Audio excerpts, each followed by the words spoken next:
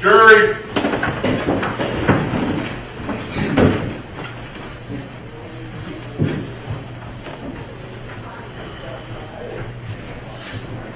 Yes, that will be ready.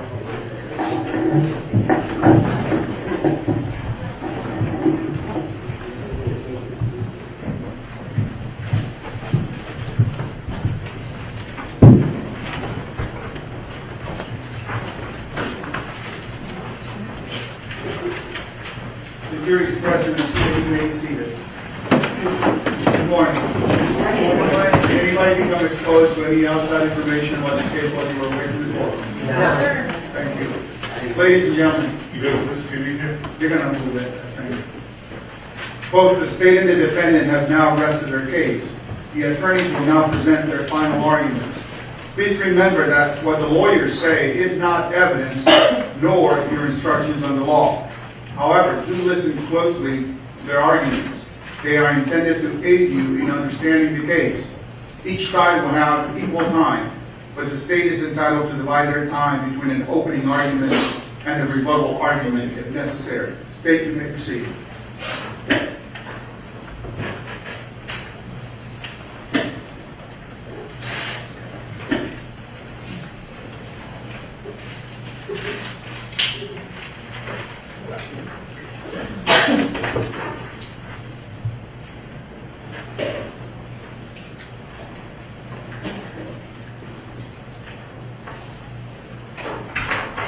Thank you, Judge.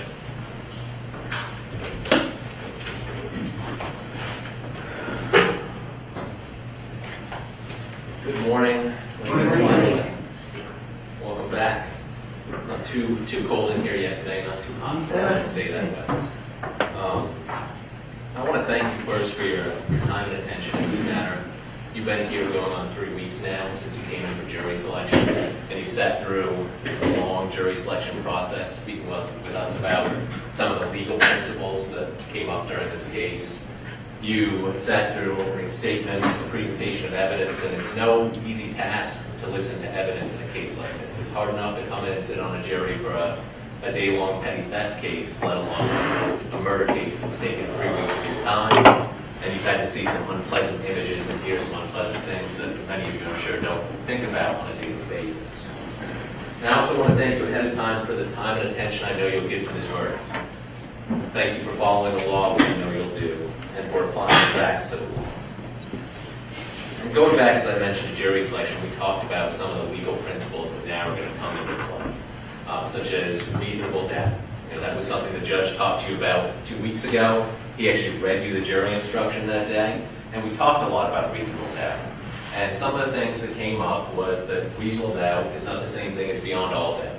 It's not beyond a shadow of a doubt. It's not overwhelming evidence. The standard of proof the state carries is to prove the charge beyond just a reasonable doubt. A reasonable doubt. And it doesn't matter what the charge is. Some of you, we had conversations about how there's no different standard between a murder case or a theft case. It's still the beyond a reasonable doubt standard. And in this case, over the last week or so, you received testimony and evidence from over 30 witnesses, 5 DNA experts, ballistics expert, crime scene investigators from 2 different counties, law enforcement officers from 2 different counties, retired and still employed, law enforcement officers from the Florida Department of Law Enforcement. And I submit to you, and I'm going to summarize that evidence now in closing, that the state has carried that burden, the beyond a reasonable doubt burden, that it is Mr. Hayes, the defendant in this case, who committed all 3 murders. But before I go through the evidence, I do want to talk about one particular jury instruction you're going to receive, and that's what I've already put up here. Not a long PowerPoint like I had in opening, but just to focus on the law. And that is the jury instruction for first-degree premeditated murder. We talked at jury selection about how each crime in Florida is made up of elements, and the state of Florida has to prove each and every element as outlined by the law. Some crimes might have 1 element, some crimes might have 4, 5, 6. It varies, but it's all outlined in the law. First-degree murder is no different. With first-degree murder, there are 3 elements. And these are the exact elements the judge is going to read to you. Not verbatim, but for the most part, the same thing. Three elements. The first element, the victim is dead. And in this case, obviously, you've got three separate murders. The elements are going to be the same for each count. It's just going to be different based upon the victim. So the first count will be for Ms. Gunther, the second count for Ms. Green, and the third count for Ms. Patton. But all of them, the first element, the victim is dead. And I submit to you there's really no debate or any reason for me to spend more than a minute on this one. You saw the autopsy photos, you heard the identifications were all made by fingerprints, all three women shot in the head, single gunshot wound, they were all deceased. That element is truly uncontested in this case. The second element, the death was caused by the criminal act of the defendant. And the third element, there was a premeditated killing of the victim. And I'm going to jump from 1 to 3. So I want to talk about that third element. There was a premeditated killing of the victim. What you'll see in jury instructions as well is they have those elements, and then they'll define some terms for you. And premeditated killing is one of the terms that the jury instructions actually defines for you what it is. Killing with premeditation. It gives you 2 paragraphs for the definition. Killing with premeditation is killing after consciously deciding to do so. The decision must be present in the mind at the time of the killing. The law does not fix the exact period of time that must pass between the formation of the premeditated intent to kill and the killing. The period of time must be long enough to allow reflection by the defendant. The premeditated intent to kill must be formed before the killing. And the second paragraph you'll get in your jury instructions reads, the question of premeditation is a question of fact to be determined by you from the evidence. It will be sufficient proof of premeditation if the circumstances of the killing and the conduct of the accused convince you beyond a reasonable doubt of the existence of premeditation at the time of killing. And this is why we spoke about premeditation with all the jurors when we went through that jury selection process. It's consciously deciding to do so before you kill the person. And the second paragraph basically says that from Your Honor, may we approach? Yes. Is there an objection? Yes, sir. You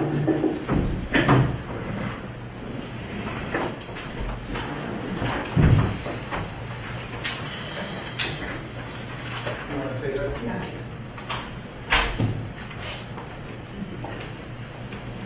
Sorry.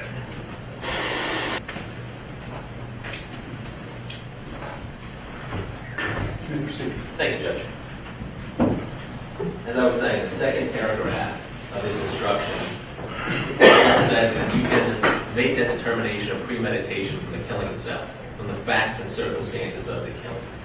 So, in talking about premeditation in this case, looking at the 3 murders that have been presented to you, I would submit that the premeditation is seen in the type of murders they were alone.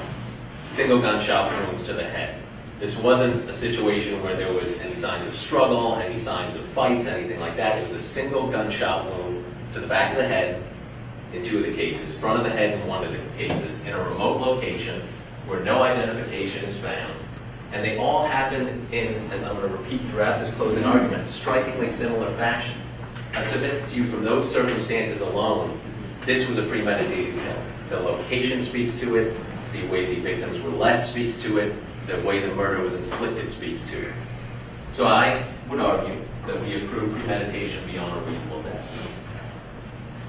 The biggest element in this case that you're going to have to discuss is that second element. And that second element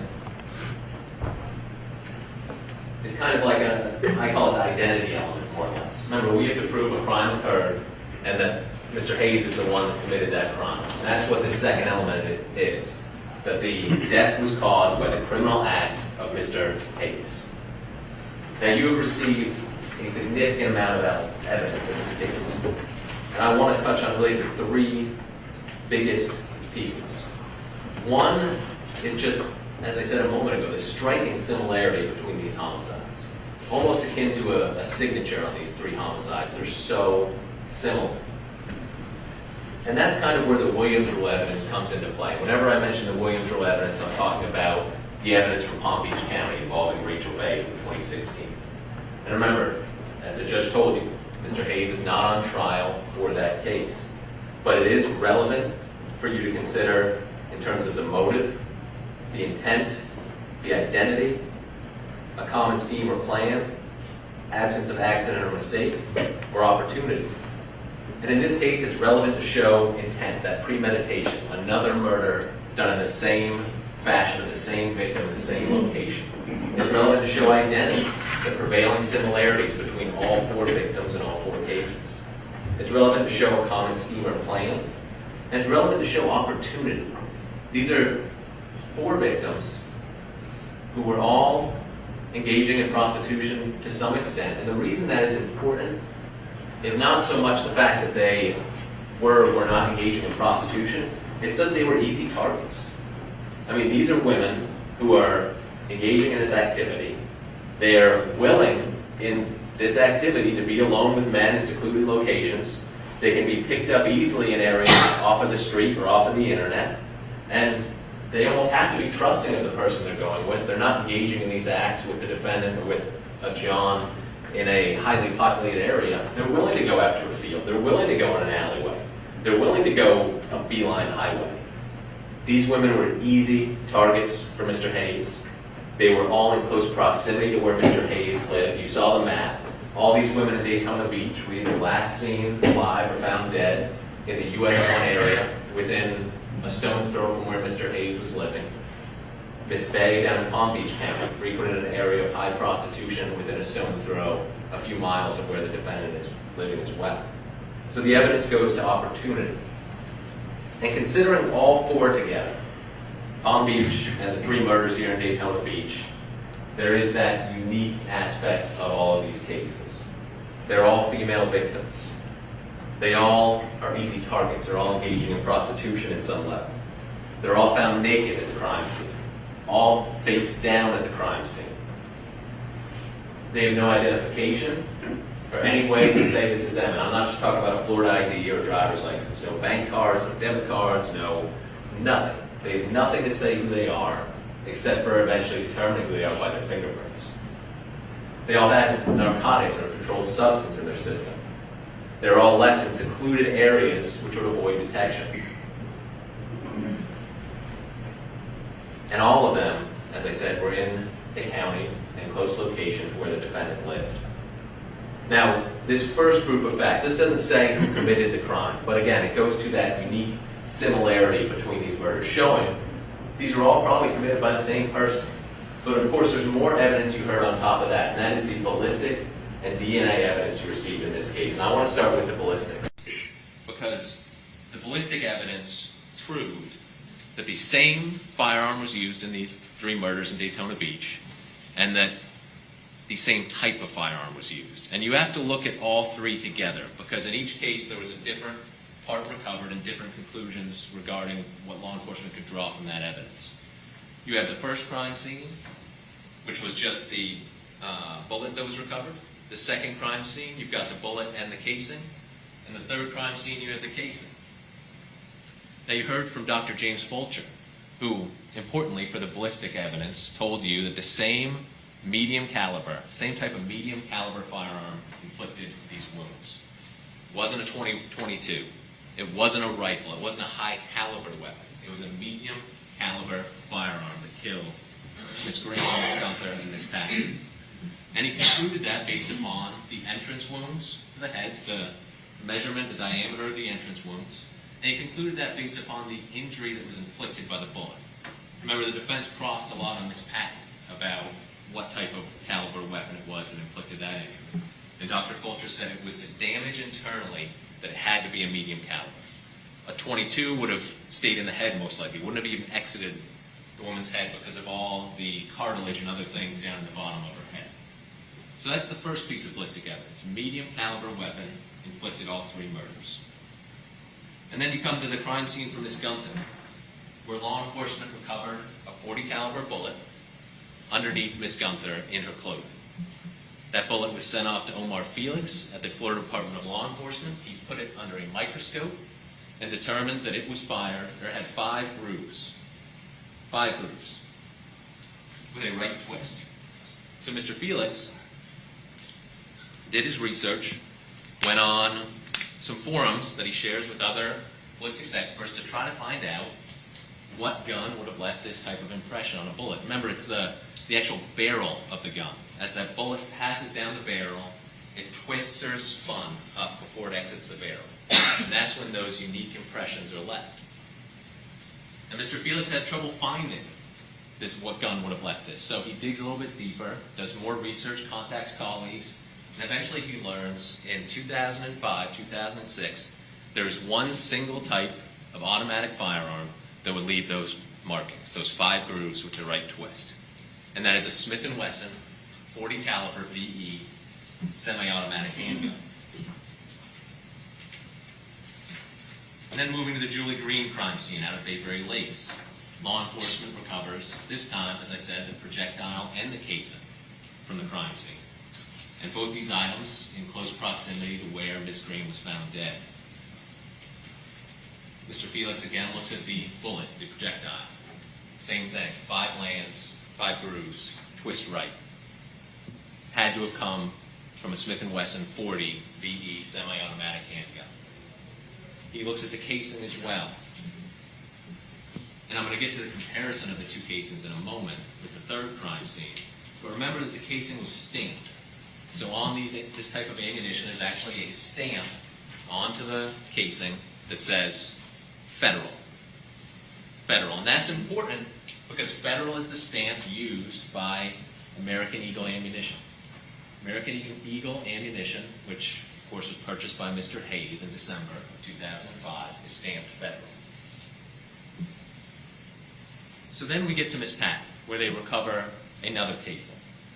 And Mr. Felix looks at this casing, he compares them under a microscope, looks at the casing from Ms. Green, and is able to conclude, based upon his experience and his training and his expertise, that the same gun that shot Julie Green in the back of the head shot Ms. Patton in the front of the head. The same gun, not just a Smith & Wesson 40 caliber VE. Now, you can actually say it's the same firearm that shot and discharged those shell casings. And again, this casing, like the casing of Ms. Green, again, very important based upon what we know about Mr. Hayes at Buck's Gun Rack.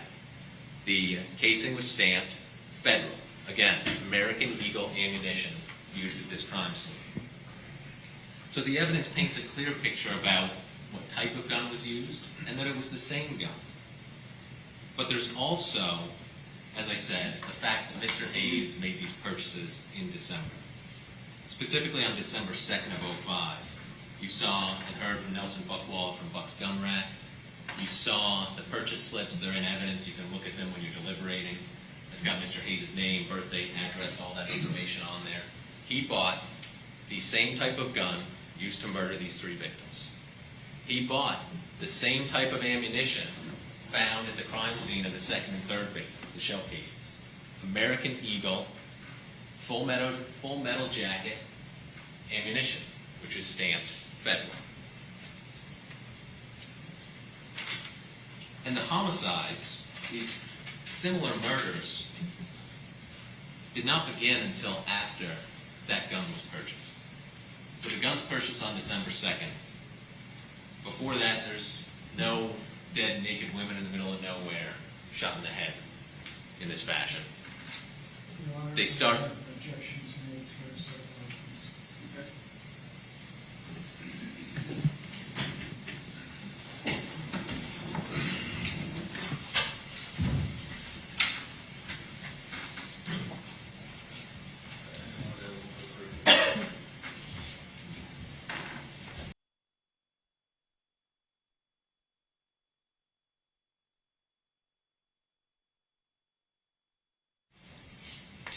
Let me know when you're ready.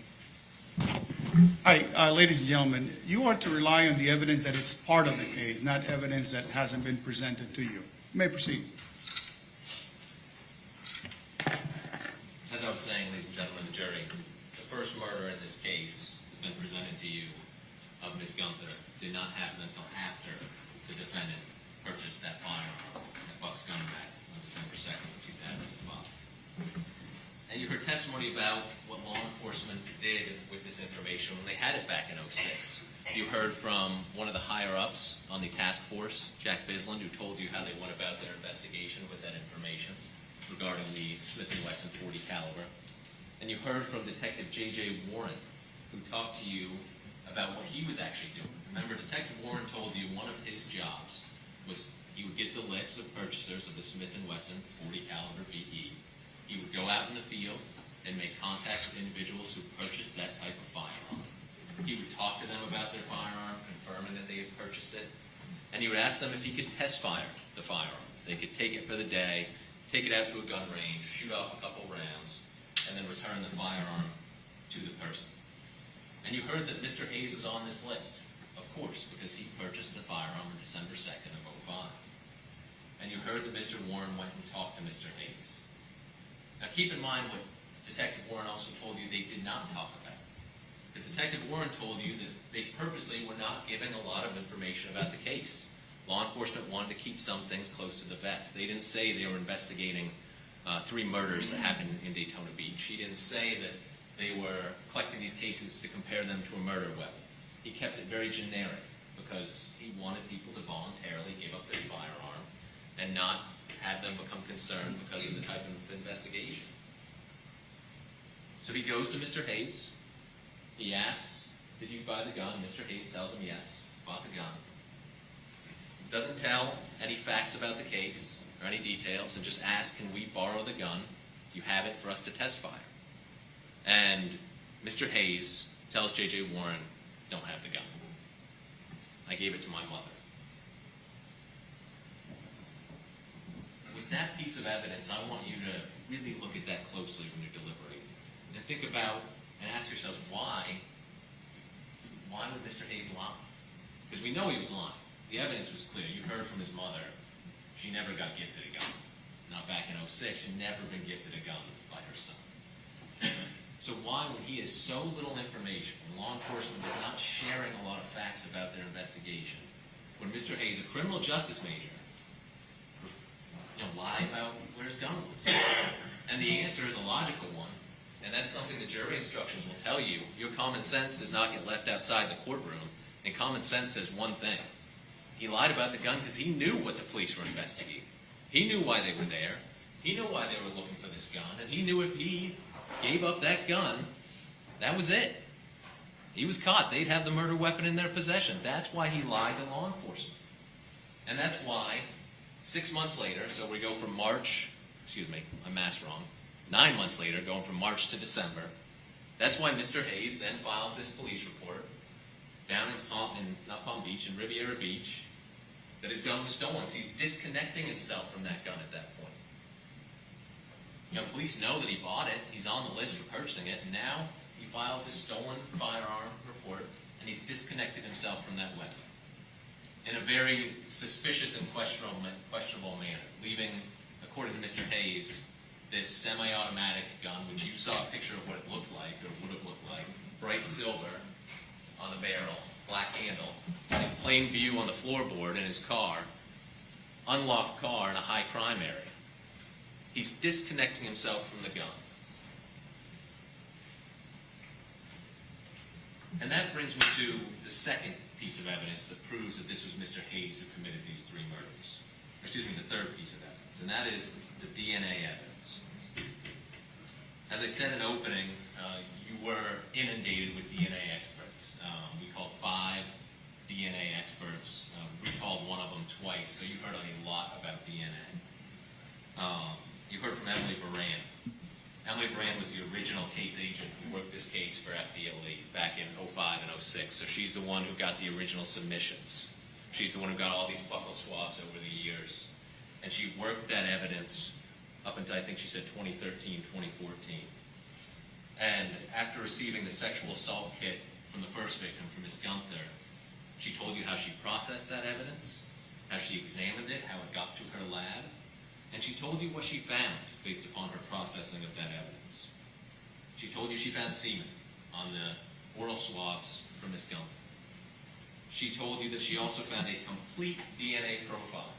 And that's something I brought out from the DNA experts, is that obviously we're talking 2006 up until now. The last bit of testing in this case was done in 2019, 2020. So, like anything, the technology's gotten better. Back in '06, they were looking for, and could look for, 13 genetic markers, or as they like to call them, loci.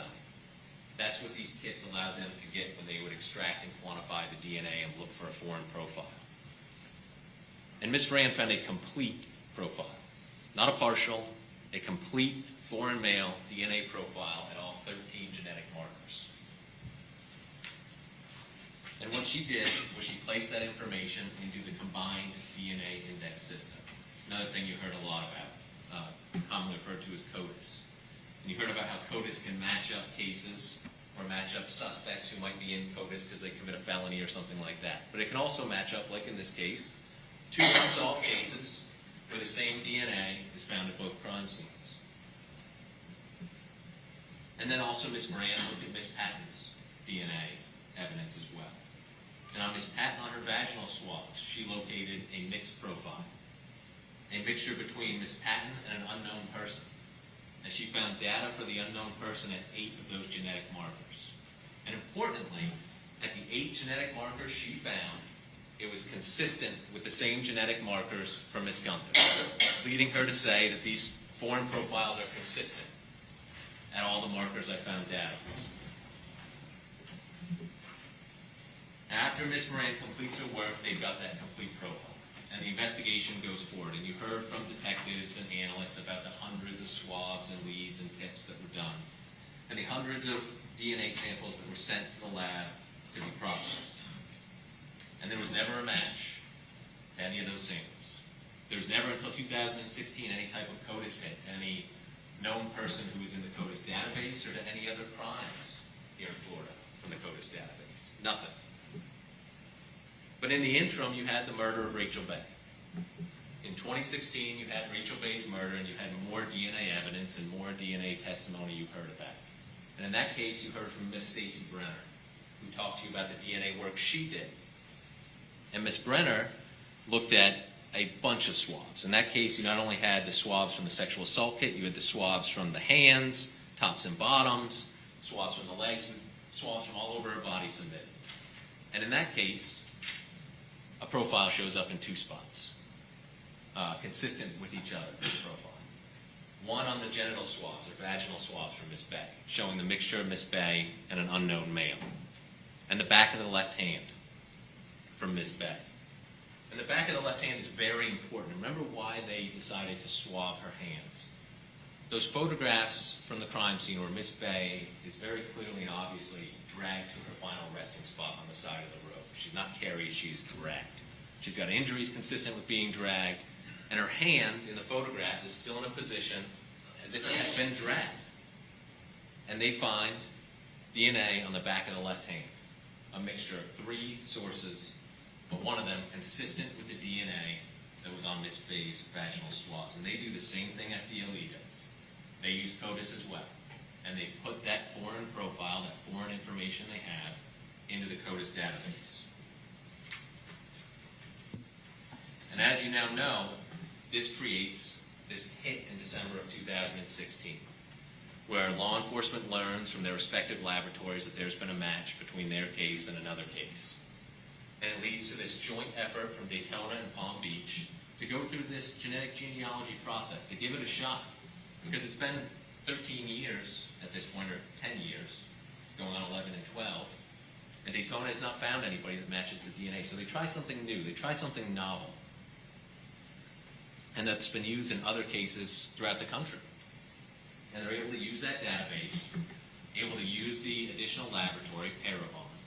They create a genetic family tree, and they're able to track that DNA back to a woman who, based upon the number of comparisons between the two, and there was the scale that she was giving for brothers and all the way down to second or third cousins, they find somebody that they believe is the half-sister of the source of that foreign DNA in both the Palm Beach County case and the Daytona cases. And they confirm this by going out and collecting basically these 3 brothers' trash. That's what it is. They're watching them drink from in this Mr. Hayes' case, the beer can, smoke the cigarette. They pick it up, they take it to the lab, and they compare it. But in the interim, before we even get to that point, Miss White, when this case is reopened, Jillian White, the last DNA analyst you heard from FDLE, she tries to take and does take the oral swabs from Ms. Gunther through the more modern testing system that they have. The use of that newer kit that allows her to get data at 21 markers now, not 13, 21 markers. She runs it through the system and she gets, as well, a complete profile at all 21 genetic markers from the oral swabs. And what's important about the oral swabs, and I know you probably picked up on this because it's something that came up throughout the trial, and both Ms. Moran and Ms. White and the defense's expert spoke about it as well. It's not just the fact that there was a complete profile recovered, it's that it was on oral swabs. Because oral swabs do not, basically, normally they do not get complete profiles from them. And that's what Ms. Rand told me. She actually said she's never gotten a complete profile, foreign profile from an oral swab. Because the oral cavity is constantly under use by a living, breathing human being. We swallow, we spit, we eat, all those things. And for those reasons, foreign DNA dissipates quickly. It gets broken down quickly in somebody's mouth.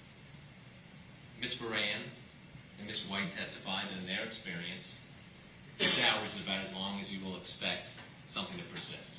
6 hours in the oral cavity. And again, this is for a living person. And now you heard from the defense expert who went out, looked at this case and went out and searched for articles and testified about the articles she found, which were actually quite similar. She acknowledged a lot of articles say 6 hours. She referenced some others that were 12 to 24 hours, 15 hours, 12 hours, and so on. But in the end, she agreed when I asked her, wouldn't you agree that the longer amount of time from actually the foreign DNA being deposited to the time that it's collected by a buccal swab, a swab from around the mouth, if that time is longer, you'll get a less complete profile. There'll be less data for you there to find. And she agreed. And she agreed that if it's collected quickly after the foreign DNA is deposited, then it is likely that you will get a more complete profile. And ladies and gentlemen of the jury, in this case, you don't get just a mostly complete profile. You get a profile that is complete at all 21 genetic markers from these oral swabs. And Ms. Moran told you that she actually, based upon her experience of 26 years of work, could conclude, because this profile was so robust, because it was data at every genetic marker, she concluded that this foreign DNA, this semen, was deposited shortly before Ms. Gunther expired. Shortly before she expired. It did not break down in the mouth. It was the same as when it was deposited. So I would submit to you that's just as important as the actual DNA being found, how quickly it would deteriorate in the oral cavity. As I said, the DNA was reworked by Ms. White. They collect this trash from Mr. Hayes. You heard testimony the two brothers are excluded. Mr. Fleming and Mr. Barfield were excluded as sources of this foreign DNA. And the police take that DNA, send it to the lab that they collect from Mr. Hayes, and it's, not surprisingly, a match. It's a match to Ms. Patton. It's a match to Ms. Gunther. And it's a match to the Palm Beach County case. In astronomical numbers in the Palm Beach County case. I'm not going to stand here and talk about exactly what they were right now, but they were very, very large numbers. The odds that it could have been anybody other than Mr. Hayes, who was mixed on the hand and on the vaginal swabs from Ms. Beck. As I said earlier, that case in Palm Beach County is important in this case, because one, it led to the investigation being reopened. It led to them identifying Mr. Hayes as a suspect through genetic genealogy. But it also shares those similarities. And the evidence that he committed that murder is important. Because if you believe that he committed that murder, it makes it incredibly relevant for those purposes I talked about earlier, the common scheme or plan, the identity, things of that nature. And you heard that obviously the DNA on the vaginal swabs and the hand swabs. I've already covered that. But also in that case, you saw the evidence of Mr. Hayes' phone. A phone that belonged to Mr. Hayes based upon the records from the phone company. You have those in evidence. The subscriber information for that phone says Robert Tyrone Hayes. And on the night of March 6th, into the morning of March 7th, that phone starts out hitting off towers by Mr. Hayes' home. It travels down to an area where Rachel Bay is known to frequent. It then travels to the area of the Ramada Inn where Mr. Hayes worked and where, based upon his own admissions, he used to take his back page dates. It stays in that area for a period of time around the Ramada Inn, and then it heads up the rural, desolate highway of Beeline, all the way up to a tower that hits and that covers the location where Miss Bay's body is located a few hours later. He hits after midnight up there, and early that morning Miss Bay is found. And then it's also where the phone returns to. This phone doesn't keep going up Beeline Highway. It doesn't keep going up Beeline to 95 and heading north. Once it hits off that tower on Beeline, it comes back to the towers by Mr. Hayes' house. And that's where it is the rest of the morning, hitting off the towers by Mr. Hayes' house. And then the interview of Robert Hayes. I want you to also consider that as well, because we already covered his lies to law enforcement about the gun and giving it to his mom. But in that interview, he lies as well. He lies and says he had the same phone number in 2016, which you know is untrue based upon the phone records. He lies about not going up that far on Beeline Highway. He says the farthest he's been is to a park. I think it's Deerfield Park or something like that, which is 20 miles south of where Miss Bay's body was located.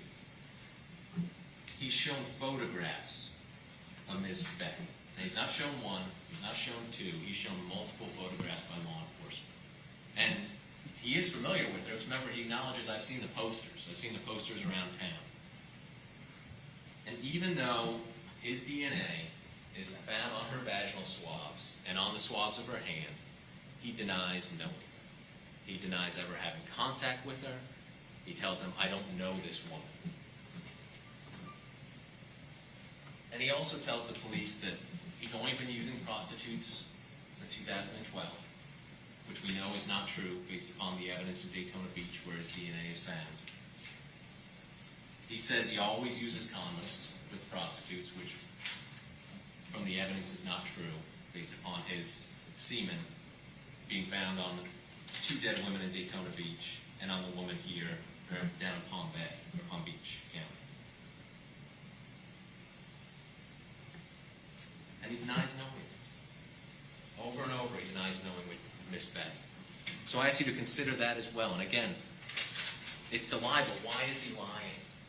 Why is he lying to the police? And again, common sense says one reason and one reason alone, because he knows exactly why his DNA is there. He knows exactly why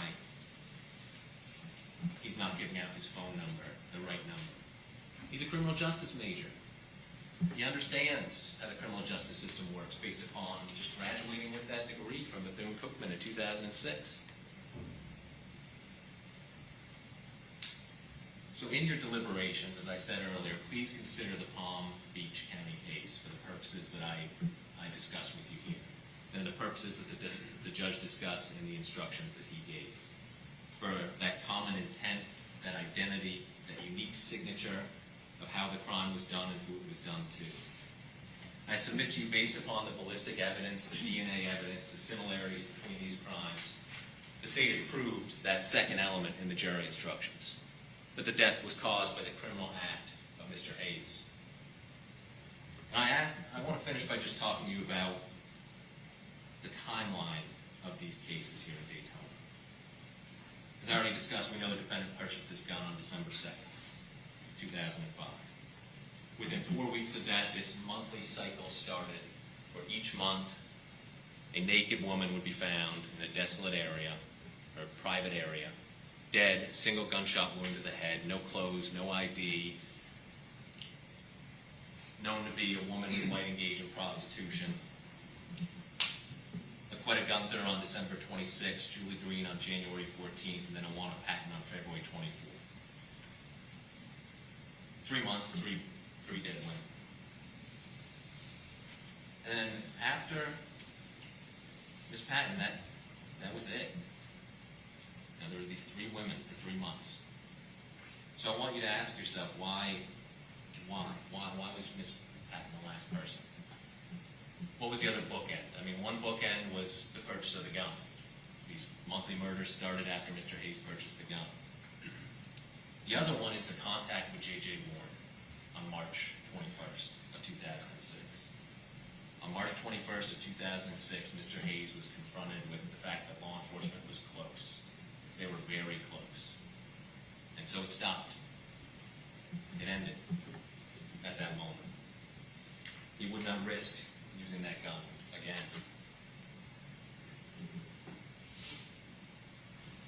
But Mr. Hayes, he couldn't lie about, he couldn't discard, he couldn't run from something, a piece of evidence that he couldn't get rid of, like that gun, or lie about. And that was his genetic fingerprint. You can't hide your genetic fingerprint, ladies and gentlemen. And for 10 years, he carried it with him every day. And then in March of 2016, he left his genetic fingerprint again. He left it on Rachel Bay. And when he was confronted with that by law enforcement, remember, they actually do ask him. They ask him, do you know what DNA is? And he tells them what DNA is. That it's unique to yourself. Each person carries it with them and them alone, unless you have an identical twin, which Mr. Hayes acknowledged in his interview, I don't have a twin. He's the only person on this planet with that genetic fingerprint. When he is asked, how is your DNA, your semen, in this woman, if you don't know her, the only thing he could muster was, it's impossible. That's all he could say. That's all he could say. No other explanation. It's impossible. Ladies and gentlemen, the evidence in this case is clear. It's supported by science. It's supported by fact. And the evidence shows beyond a reasonable doubt that in December of 2005, it was Mr. Hayes standing in that alleyway behind Laquetta Gunther, pulling the trigger of a Smith & Wesson .40 caliber VE, moments after he'd ejaculated into her mouth. It shows that it was Mr. Hayes who pressed the muzzle of the same .40 caliber Smith & Wesson VE into the back of Julie Green's head, leaving a burn mark from the firearm out in the middle of a field in a construction zone in the dark. And it shows beyond a reasonable doubt that it was Mr. Hayes who finally sent a bullet through the front of Miss Patton's nasal cavity, passing through her head in a dark field, again in Daytona Beach, within 4 weeks. And because the evidence is supported by fact and it's supported by science, I would ask that you return the verdict that that evidence supports. And that's finding Mr. Hayes guilty as charged in the indictment of murdering Julie Green in January, Iwana Patton in February, and Miss Gunther in December. Thank you. Thank you. Let's take a short recess, 2 minutes, and then we'll pick up the closing. Say it again? 10 minutes. 10 minutes. Okay. If you can do it quick.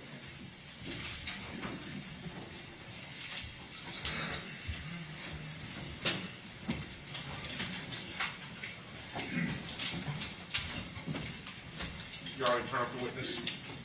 Sorry? Yeah, it's off. It's off for the whole day.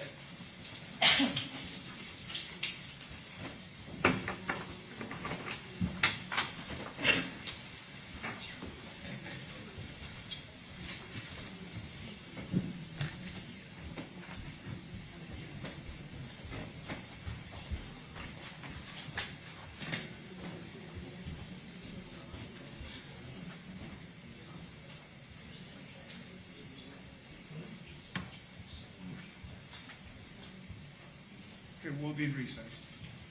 Did you need any special? I was looking for a coat machine or something over there. Is that? No, if you needed an easel or, Oh, no, sorry. There's a Coke machine right downstairs, Jerry. Oh, Do you have two, it's like $1.75 or take a credit card. Takes credit. first floor, straight out from the elevator on your left. thank you.